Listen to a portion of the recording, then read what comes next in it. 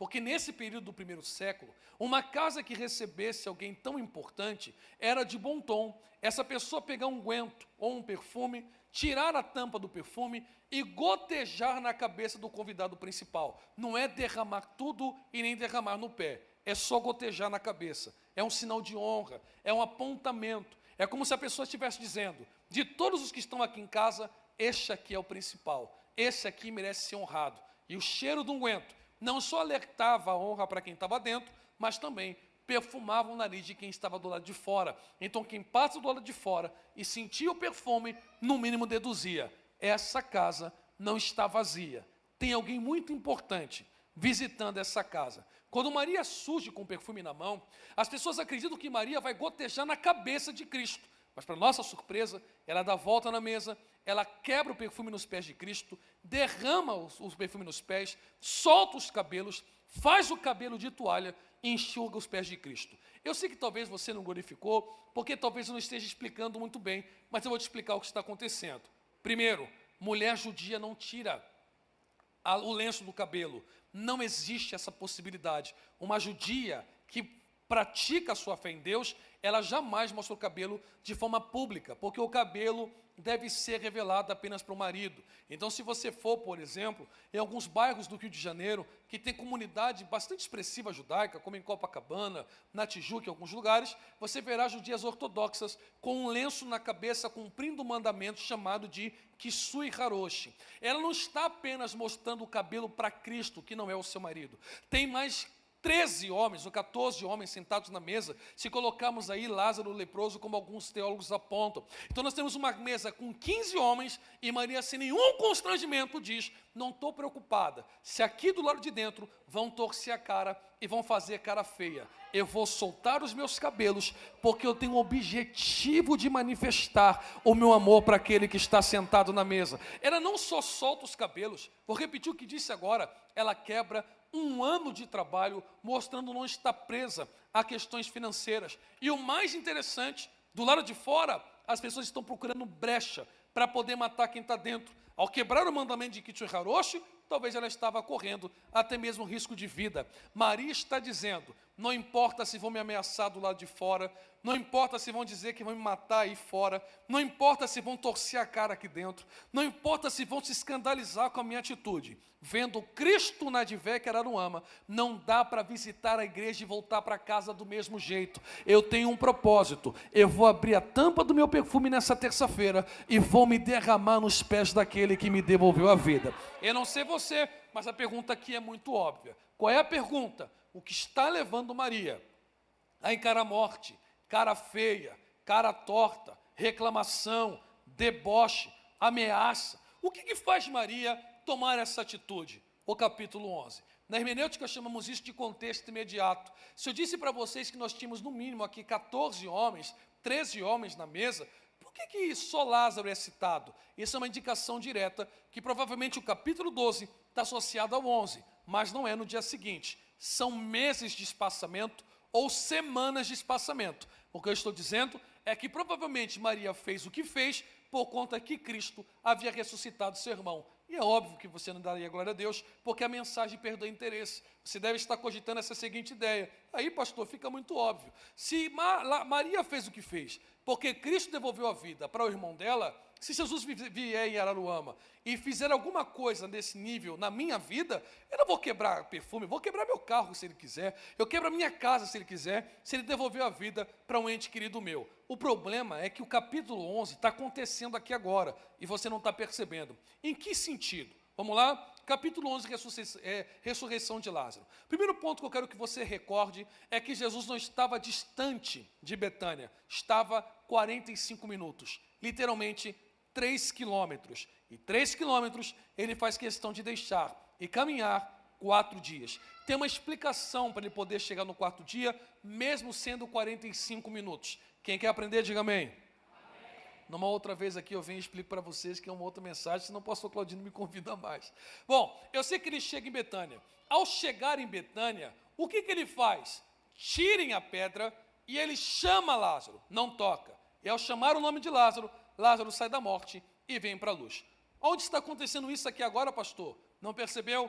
Primeiro, a palavra Betânia é uma aglutinação de duas expressões. Beit, em hebraico, é casa. Ânia, esse sufixo, significa miséria, sofrimento, angústia ou pobreza. Então, Cristo sai de onde está para pisar na casa da miséria. E ao chegar na casa miserável, ele encontra pessoas que estão mortas para o mundo, mas dormindo para ele. E como é que ele desperta? Chamando pelo nome, tirando das trevas para a maravilhosa luz. Você não está aqui porque você pode estar aqui. Você só está aqui porque aquele que não teve por usurpação ser igual a Deus, esvaziando-se de si mesmo, desceu nesse mundo miserável, e quando todo mundo colocou uma pedra, dizendo não sai do pagode, não sai da cachaça e não sai do vício, ele te chamou das trevas para a maravilhosa luz do Evangelho. E o apóstolo Paulo, escrevendo a epístola aos Efésios, no capítulo de número 3, verso de número 1, capítulo 2, verso 1, ele diz aos Efésios: e vocês, povo de Araruama,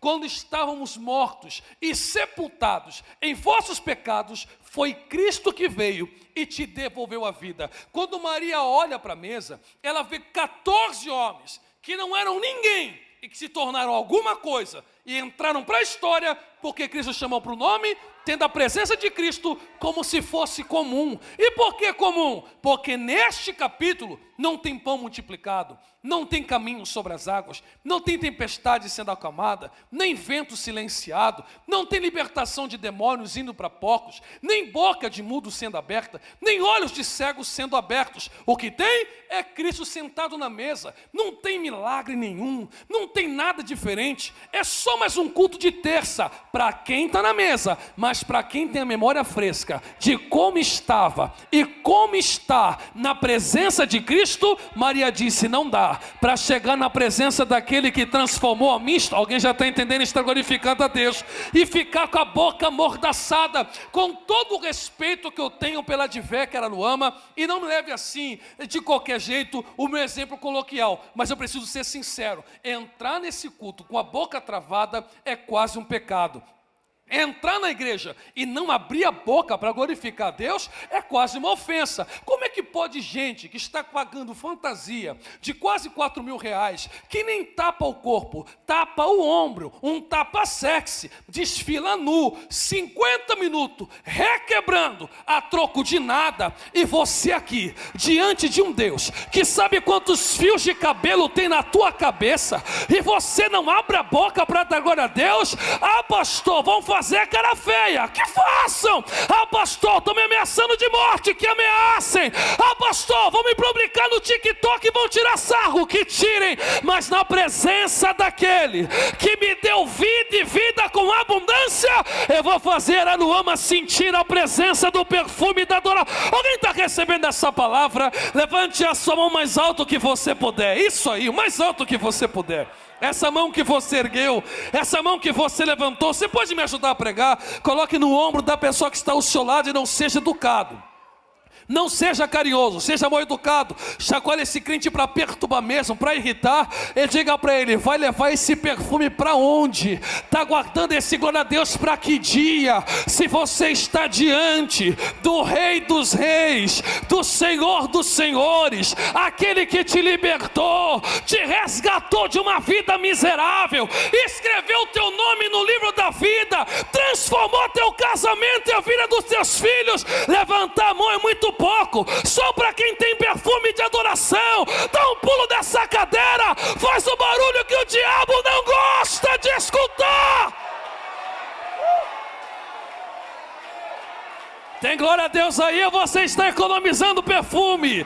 Tem glória a Deus aí, ou você está economizando esse perfume? Aleluia.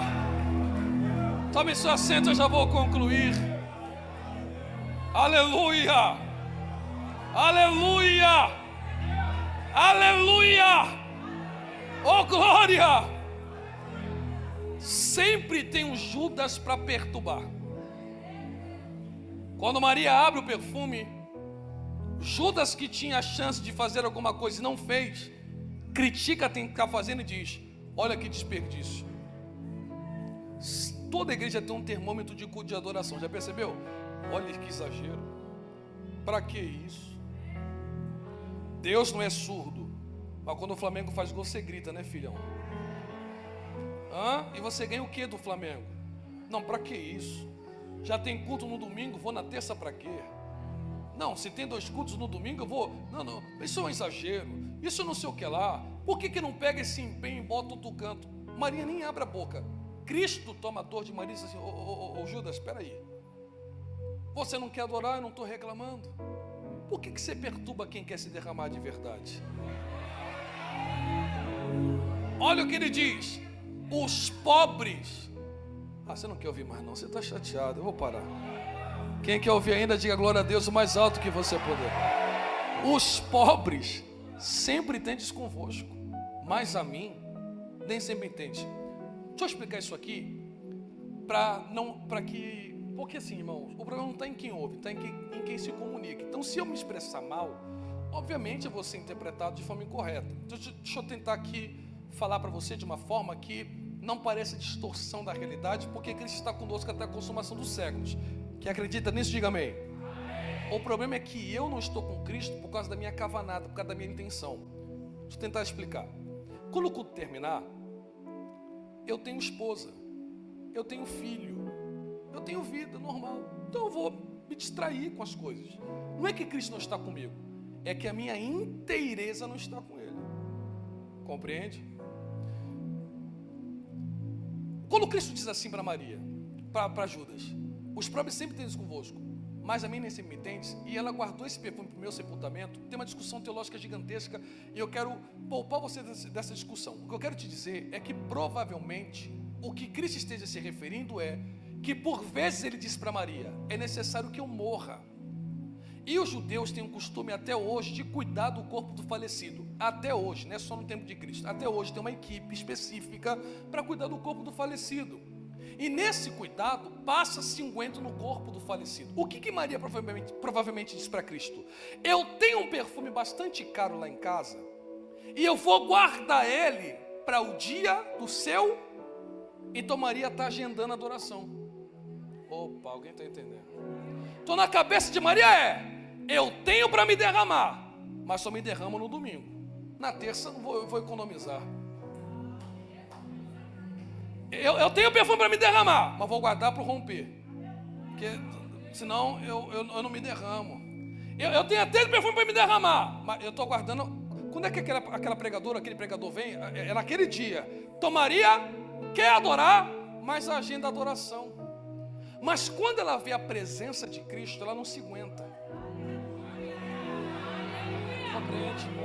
Então ela diz: não dá para segurar. Para uns é só mais uma terça, mas para mim não. Não sei o que seria de mim, da minha família, se ele não tivesse pisado em Betânia. Então é hoje, vou abrir meu perfume e derramo, porque diz a Bíblia, não eu: para cada dia basta o seu mal, pois o dia de amanhã, Araruama, pertence a Deus. Quem disse é Cristo. Para cada dia basta o seu mal, pois o dia de amanhã pertence a Deus. Não foi claro? Serei. Amanhã estou me anunciando que eu vou pregar lá em Maringá, na Assembleia de Deus, no Templo Centro da Assembleia de Deus, lá em Maringá. E você não vai, pastor? Não sei. E se cancelar o voo? E se não decolar? E se eu não sair do Rio de Janeiro? E se eu pegar um trânsito e perder o voo? E se eu adoecer? Não dá para agendar a adoração e dizer: vou guardar um pouquinho na terça para derramar na quarta. Não, irmão. É hoje, o dia... Opa! Eu vou provocar você. Claro que eu vou provocar você. Você enfrentou chuva, serviço, cansaço, luta, prova, diabo te afrontando, chegou aqui 20 horas, às vezes nem passou em casa para tomar um banho ou comer pelo menos 2 colheres de arroz, veio aqui com a barriga vazia para ficar com a cara trancada, a mão para baixo, todo esmurecido. Chuta a cara de Satanás, a de ver, Araruama. Vão mostrar para essa região que quem tem Deus tem tudo. Alguém está recebendo essa palavra? Levante as 2 mãos para o céu, que eu quero profetizar sobre a sua vida. E que não baixe a sua mão. A partir de hoje, queira Deus que não passe de hoje, não vai ter uma terça-feira triste na Advec Araruama, não vai ter um culto para baixo na Advec Araruama, da porta ou para dentro. A tristeza só tem duas opções: ou fica do lado de fora, ou salta de alegria na presença de Jeová. Alguém está recebendo essa palavra e veio para adorar de verdade? Faz mais uma vez o barulho que o diabo não gosta de escutar. É hoje, é agora, e eu encerro. Que maravilha, aleluia, aleluia, aleluia, aleluia. Olha, pastor, antes de eu concluir, para fazer o apelo, deixa eu te contar aqui um testemunho. Eu não sou muito de misturar mensagem com testemunho, mas aqui cabe bem. Quem quer ouvir, diga amém. Eu fazia uma parte de uma determinada igreja, e lá nessa igreja eu pregava nos cultos de ensino. O pastor queria que eu pregasse no culto da Vitória, mas eu disse para ele assim: deixa eu tentar cooperar com o ensino. Ele disse: tudo bem. E eu disse: ensino, era ensino mesmo. A igreja até ficava bem cooperada no ensino, mas pastor Cláudio, era ensino mesmo, assim, doutrinas básicas da fé. Teve vezes que até falei sobre cosmovisão calvinista arminiana, mostrando o pessoal como a mecânica da salvação funciona. Era um culto de ensino. E tinha uma irmã lá, tem porque ela está viva, que todo culto, eu não estou dizendo culto de vitória, congresso, era culto de ensino. Essa irmã rodopiava. Eu disse: não é possível. E eu tenho um riso muito frouxo. Inclusive, recentemente virei meme por causa de um sorriso que eu dei contra de uma irmã que estava nem cabe, mas porque é um defeito meu. Então, eu quando começo a rir, eu vou rir 3 semanas da mesma coisa. Eu tenho esse problema. E eu não posso ouvir testemunho triste também que eu dou risada. Pastor, eu não posso para velório, eu sou um caos, ok? Eu tenho esse problema. E eu comecei a rir da irmã. O pastor falou assim para mim: você está rindo do quê? Eu falei: pastor, me perdoe, nem a bola do campeonato brasileiro gira mais do que essa irmã. Essa irmã é campeã, o anjo só quer ela. O pastor riu também. Eu disse assim: pastor, essa irmã, ela bate bem na cabeça. Irmão, peraí, ela ia para o fundo da igreja e ficava rodopiando. Essa irmã é bem na cabeça. Eu falei: pastor, que isso? A irmã, lógico que é. Inclusive, é uma das irmãs mais prósperas da nossa igreja. Essa irmã é uma advogada de sucesso e advoga para vários atletas aí do Brasil, etc. Falei: está explicado, ela roda porque é rica. Ele disse: não. Quando ela veio congregar aqui, ela disse assim para mim: pastor, eu não quero atrapalhar o culto de ninguém.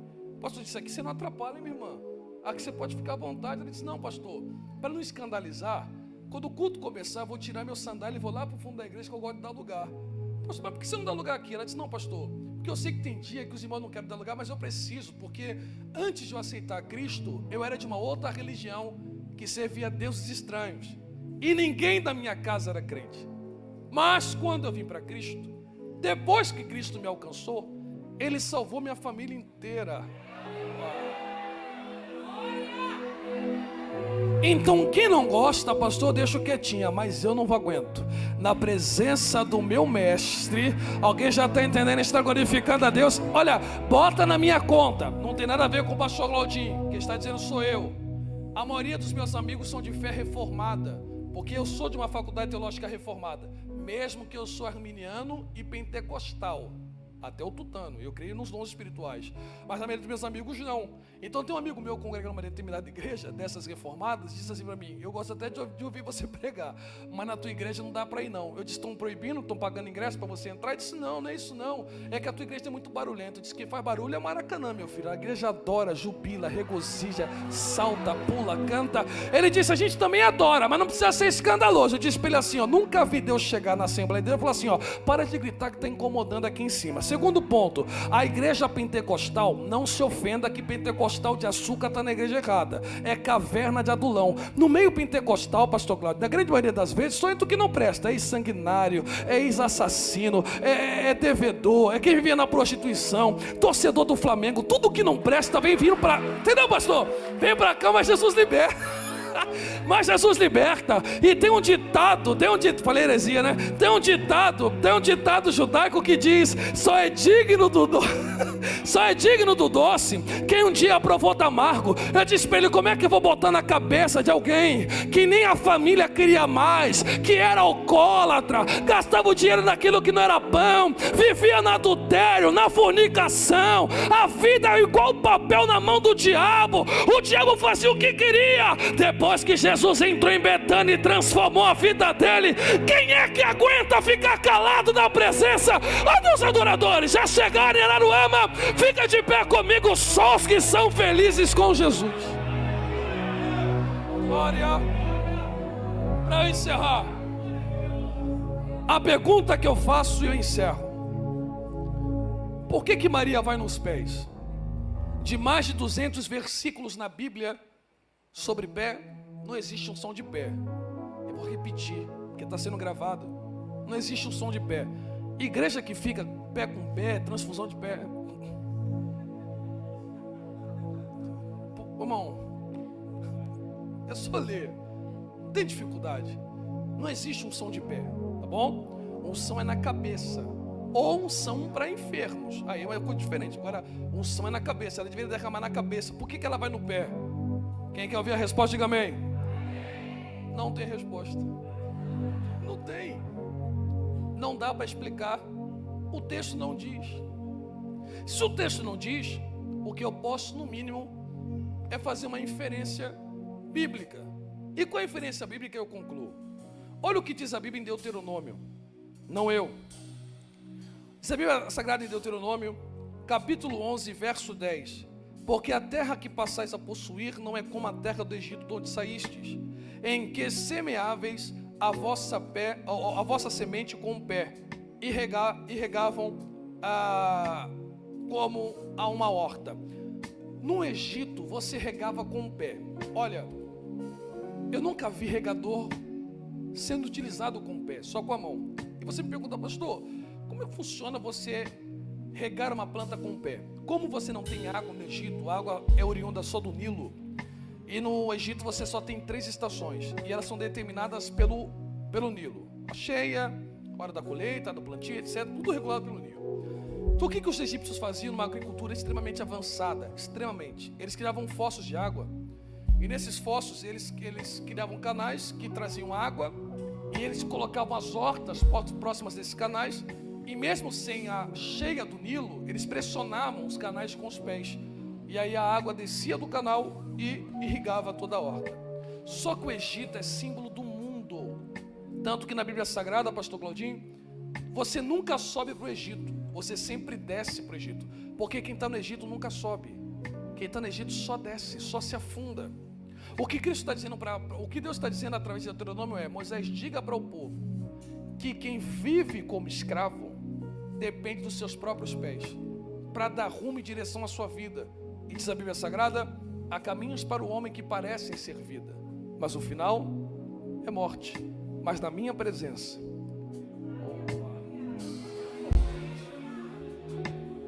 é nos meus pés, é se entregando a mim, que vocês terão vida e vida com abundância.